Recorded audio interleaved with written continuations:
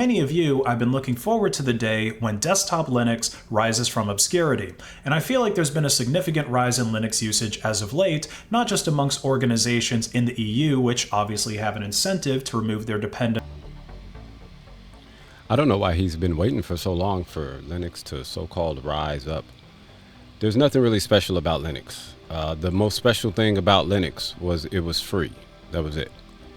And when it was free, everybody else used it to make their operating systems, particularly Apple. They used a version of Linux known as FreeBSD to make OS X. But this was way back in the days. It was like the 80s or something. Then you have Windows. Some say Windows copied Mac, some say Mac copied Windows. They both copied IBM Park, which was just the user interface. Linux was all command line, Mac was all command line, Windows was all command line. Xerox PARC makes a user interface with the mouse, and then everybody gets a user interface. I've been using all these operating systems for the past 30 years, and Windows has worked. It just works all the time. There has never been any computer better than Windows. Well, any computer better than running any.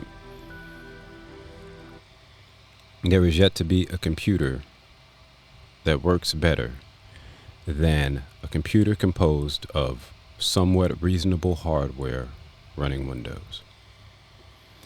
Over the years, there's been all sorts of gimmicks and junk to get people to switch to this and to switch to that, but there's no reason to switch to Linux. If you already paid for Windows, and you already did when you bought the computer, then you just use Windows. And if you buy a computer and it comes with Linux, you're really getting cheated, in my opinion, especially if that computer is going to cost the same as a Windows computer. Windows just works with every piece of hardware on the planet. It just works. And all these people out here screaming, come to Linux. I don't know.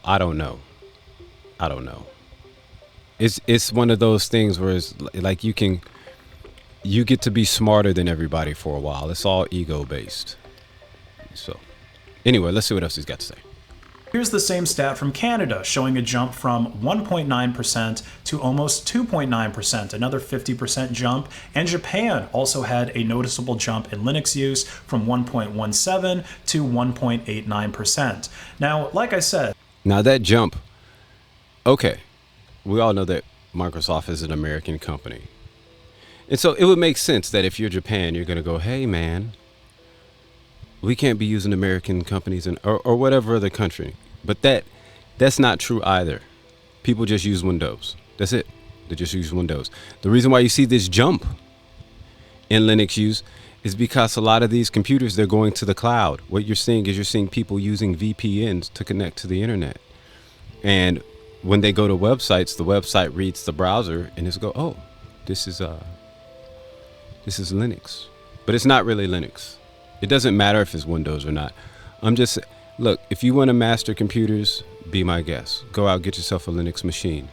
I'm yet to meet one computer master that uses Linux all the time. I'm yet to meet one computer master. I don't even know if they exist.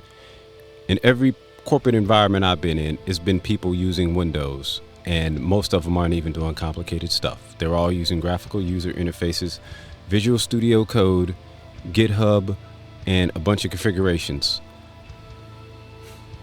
Yeah.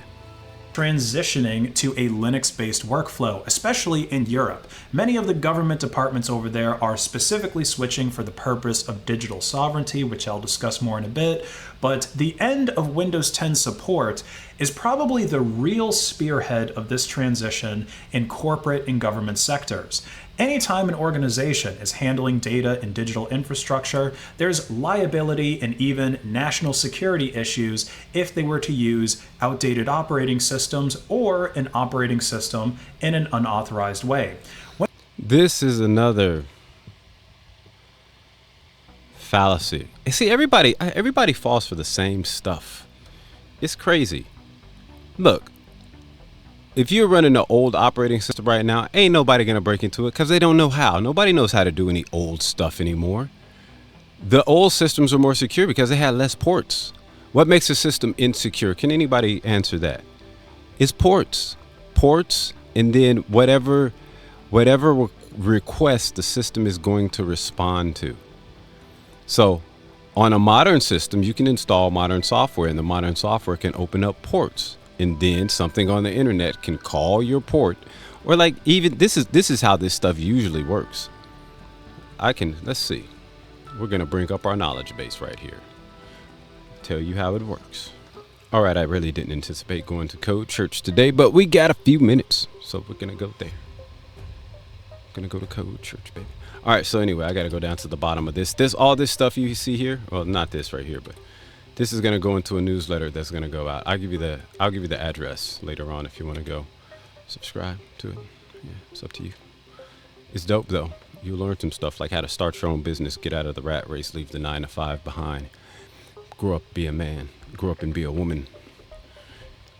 Show a man what a wife is. Show a wife what a man is. It's not easy, but it's fun. And it's rewarding. All right, if we go here and open up this thing right there. Boom, boom, boom, boom. Let me show you how this works. All right, so you got a computer. This is your computer, and we're going to make your computer, you're going to be purple because you're awesome. Right, so you'll be purple, and we'll give you a color of purple right here, purple. And then we're going to have another computer, and that computer is going to be blue because Facebook wants to steal all your data. All right, so here's you and your computer, and here's the internet in their computers. And we could just say there's a bunch of computers out on the internet, and then actually, let's do this. Make that right there like that, and then we'll just put it over here, and then we'll put this one. Put it right there. And then we can just put these up in here like this. So this is what happens, right? You connect to the internet has a bunch of little computers on it.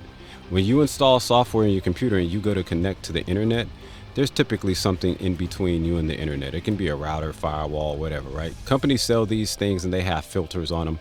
And what they do is they block ports. That's it. Or they obfuscate IP addresses. But they can't really obfuscate IP addresses because your IP address, your internet protocol address, that comes from your internet service provider. And they typically change it out ever so often. So it's like a moving number for the most part. So that's one safeguard that's used. So you have all these filters that all this data or traffic has to pass through before it even gets to you. Now, what makes a system insecure is you can have once a path of data travel is established, then that same path can be taken. And when I talk about ports, I'm literally talking about you have a number called an IP address. I don't feel like typing it right now. It would be like, we'll just make something up, T, like it's a number, T.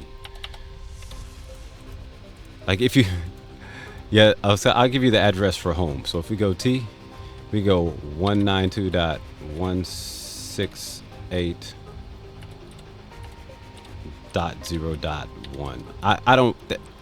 I think that'll take you home. I'm not sure. But anyway, so you have an address like this, and there's billions of them. And actually, we had to make more of them because there's so many devices on the internet.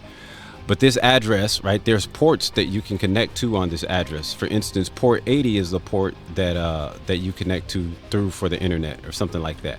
And then you have another one, 443. Now, some people are going to get all pedantic about this stuff. Oh, just port 80 or port 443, and they're going to get all stupid, right?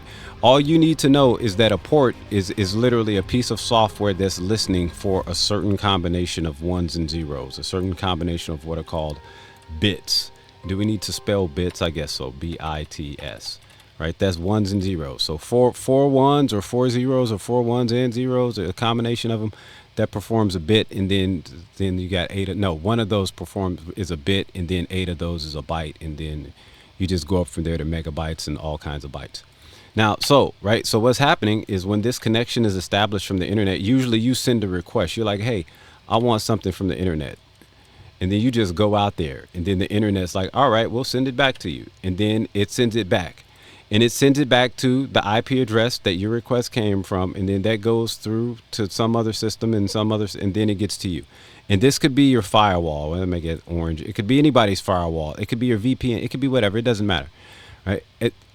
Someone somewhere knows you connected to the internet all the time. The only thing that makes you secure is whether or not your system calls something on the internet and says, hey, here I am, and here are all my credentials.